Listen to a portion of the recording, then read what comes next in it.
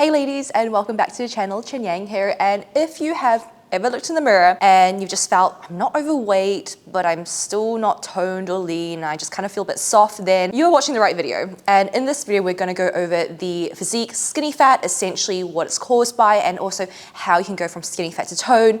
And I'm gonna show you my personal journey as well through this. Now, in terms of skinny fat, what do we actually mean by that? So I felt skinny fat pretty much my whole entire life, and I think for many Asian women, you can probably resonate. And essentially what skinny fat is it's having lower muscle mass, a higher body fat percentage, even though you don't weigh much, right? So if you feel like when you wear clothes, you look small, you look pretty slim, but then as soon as you look at yourself naked, you're kind of like, there's no definition, there's no like tone, I just kind of feel soft, then that's essentially what skinny fat is. And as an Asian woman, I remember when I was skinny fat and I was trying to tone up, I literally thought I was doing everything right. I was doing so much cardio.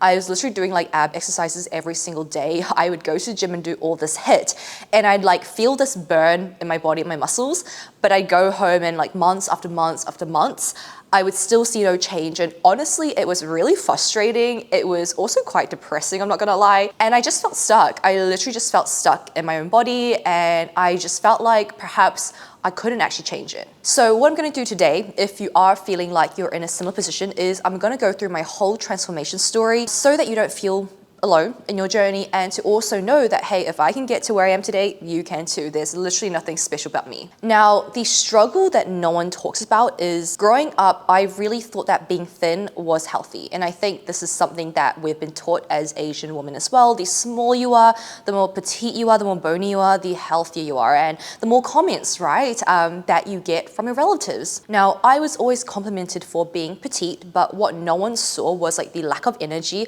the lack of strength. I had absolutely no muscle tone. I hated tight clothes because there was no shape on my body. And also my digestion and my hormones and everything was just a mess. Now, if this sounds familiar, then this will also probably sound pretty familiar. The fact that, you know, growing up in our culture, we're just taught to work hard.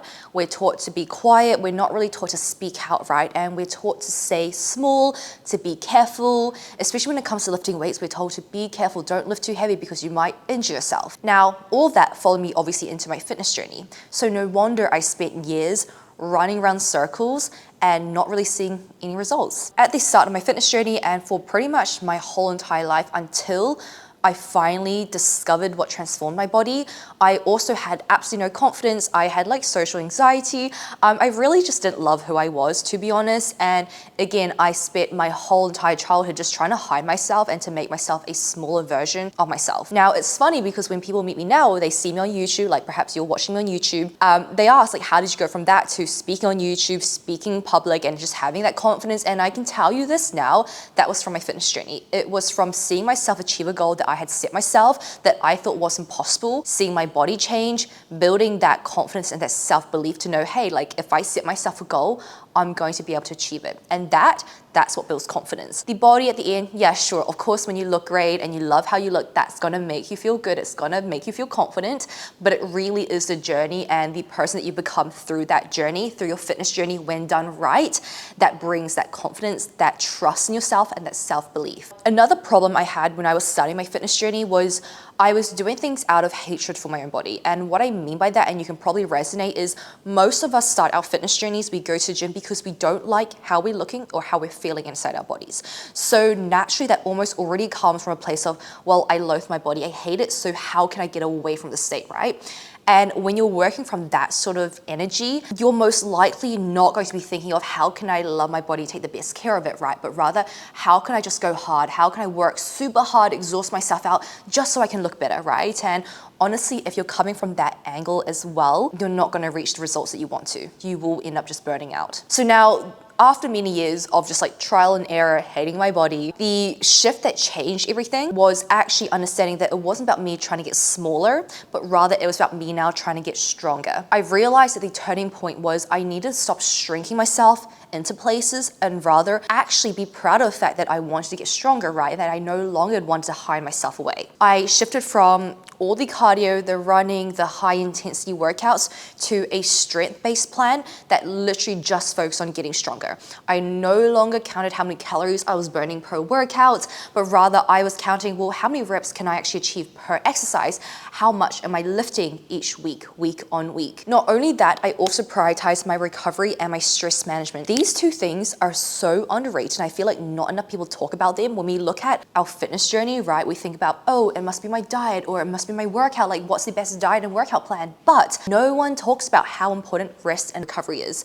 If you're not resting, if you're not recovering, you are not going to see the results that you want to. Now, when I stopped overtraining and I started following a weight training plan, resting, really working with my hormones, I didn't just tone up, but I got better energy. I was able to feel recovered and rested after every workout. I had more confidence, and that translated to every other single area of my life. I became more productive in my career. I was a lot more selective with who I was surrounding myself with because I wanted the right people with the right mindset and also the right values in my life. If you are feeling like perhaps you're where I used to be, if you're feeling somewhat in that in-between phase where you're not overweight, but you're not toned, you're lacking energy maybe, you're lacking that strength, here's what's actually happening. Number one, you're most likely under-eating your proteins. Now, I know for a lot of us Asians in our Asian dishes, it's very carb heavy. There's nothing wrong with carbs. I absolutely love my carbs. However, it's really important that you're also getting enough protein because protein is the building block of muscle. You need it in order to tone up, okay? So if you're not eating enough protein, you're having a large carb-based meal with nothing else, you are not getting the nutrients that you need for your body composition to improve. The second thing is you may be doing too much cardio. Again, I know what it's like. After a long cardio session, you feel like, wow, I feel like I've burnt so many calories, I'm gonna get slim, I'm gonna get toned. But the problem is, if you don't have enough muscle, you may see the weight on the scale drop, you may lose some body fat, but you're still gonna look somewhat the same, and you've probably experienced this yourself already. Number three is you're likely not strength training properly, and when I say properly, I mean there is a big difference between just going to the gym and lifting some weights up and down and being like, cool, done it, versus actually having a progressive plan in place where you know that you have the right exercises in place, you are doing things correctly, and you're also progressively overloading, so you're getting stronger week by week. Number four is that your hormones are most likely stressed out, and what I mean by that is if you are not recovering from your workouts, you're lacking energy, you're fatigued, maybe you have irregular cycles, it's likely because you're not eating enough, maybe you're overtraining and you're tired, your body's tired. And if your hormones are imbalanced, if your body is stressed out, you are not going to tone up. It's going to make the journey a lot harder. Finally, what I also see is very common is that you may be stuck in a binge and restrict cycle. I've been there myself, where again, you feel like you're doing everything right, you're cutting up foods, you're restricting right, you're under eating because you just want to tone up. And then the weekend comes around, Friday comes around, and you binge because your body has been deprived of calories for 4 or 5 days. You have been saying no to all your favorite foods and you're trying to be disciplined, right? And it's this constant cycle. And ultimately what happens is you end up getting nowhere, right? So if this is the case, this is also what's likely holding you back from toning up. So if this resonated, this is what I teach my clients instead. Number one, it's to work out for your body, to shape your body and not to get smaller, right? Think about shaping rather than getting smaller and skinnier. Number two, it's to eat to fuel your muscles to support its growth. And what I mean by that is when I mention not getting enough protein or calories in, you have to be eating enough and you have to be eating enough protein in order to build muscle. Next is rest. So rest is just as important as effort. The more you put in, the more you need to rest, okay? Think of it like this. Your training is a stimulus and your rest is the response. You need both in order to achieve the results that you want to. And finally, the most important thing is that your body is not broken, but also you don't have to do this alone. You can ask for support. And I think, especially as Asian women, that's probably the hardest part for us to actually acknowledge that it's okay to ask for support. It's okay to kind of suck at something in our lives. There are experts in certain areas of our lives for a reason, right? We go to school for a reason. We go get a degree and learn from a professor for a reason. Same thing with your body. Like, you weren't born to understand fitness and all its complexity naturally, right? There is a professional for that as well who can help you out. Now, after like 5 years of just going through this journey myself, I can now say that my body feels strong now. I'm thriving. I actually feel really great in how I look at fitness and food. And since then, I've helped thousands of Asian women do the exact same, to go from skinny fat, exhausted, burnt out, and just frustrated and overwhelmed on their fitness journey to toned, energized, confident as well, and most importantly, actually understanding their body, nutrition, exercise, so that they feel empowered in their own bodies. The transformation that our clients have achieved here, whilst all you can see is physical, it's not just physical, but it's so importantly emotional and also mental. It's about them now owning their own bodies, right? They're not chasing after different fad diets and listening to all this BS advice, but they are owning their own bodies. They're rewriting the story that they were taught from a young age about being smaller and that defined beauty, right? They are redefining what beauty actually means for themselves now. Now, if you are watching this video and you're wondering, well, where do I start, right? Like, how do I start this transformation and this journey for myself? There's a few areas to look in terms of nutrition, exercise, mindset, and lifestyle. So let's go through the exercise component first. As I would say, the others are a lot more specific to your body, your goals, your lifestyle, and all these other areas. So in terms of workouts, I would obviously prioritize weight training, and the right weight training program really takes into account three things. Number one, your own experience in weight training and your specific goals. Number two, how much time you want to or can actually dedicate towards the gym and towards working out. And number three, your ability to recover, and that is going to be so different from person to person. Now, your experience in weight training and your specific body goals is going to determine what your program looks like, the specific exercises that you have, and the programming that you would follow. For example, if you are a complete beginner at the gym with weight training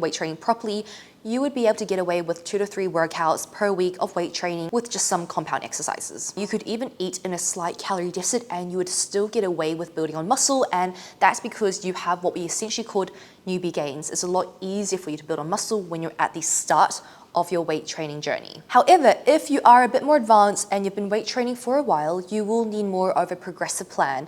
And that's where we can actually take into account muscle imbalances, right? Things that you have realized in terms of your biomechanics over the years of training. You will also most likely have to eat at least at a maintenance or a slight surplus to actually put on enough muscle mass, just because you no longer have that stimulus at the start with the newbie gains and your body is pretty much used to the weight training that you have been doing. Secondly, how much time you actually have to dedicate towards your workouts is going to determine what your workout split is going to look like. Now, a very common question I get asked is, what's the perfect workout split? There is no perfect workout split. It really depends on your lifestyle, your commitments, and how much time you have and what you can actually stay consistent to. So for most of our clients, because they are super busy women who are busy with work and the family and travel and their social life, a lot of them are just training 3 times a week because that is what is realistic for them. It's not overwhelming and it's something they can stay consistent to. And typically, if they only have 3 days to work out, we usually just do a full body 3 days, or full body, then a leg day and an upper body day. It again completely depends on their priorities and